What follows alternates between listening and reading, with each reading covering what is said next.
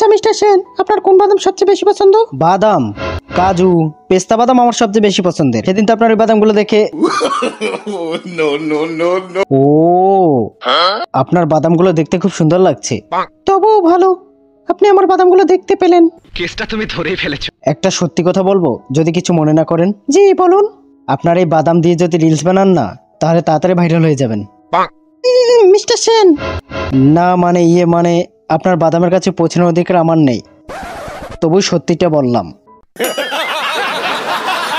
তোর এই বাদাম দিয়ে যে রিলস বানাস, সেটা বাবা হয়ে আমি আর দেখতে পাচ্ছি না। তুই এখান থেকে চলে যা। না আমি যাব না। আমি তোর বাদাম ধরছি। তোমার কি মাথা খারাপ হয়ে গেছে? এটা করে মেয়ে বাদামে হাত দিচ্ছ?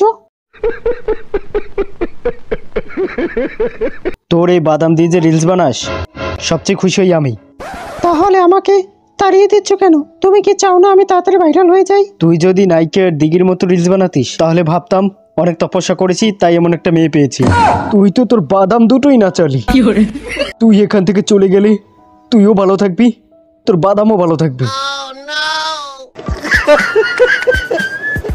বাদাম বাদাম বুবু কাঁচা বাদাম, আমার কাছে নেই তো বুবু পাকা বাদাম, আমার কাছে আছে শুধু কাঁচা বাদাম।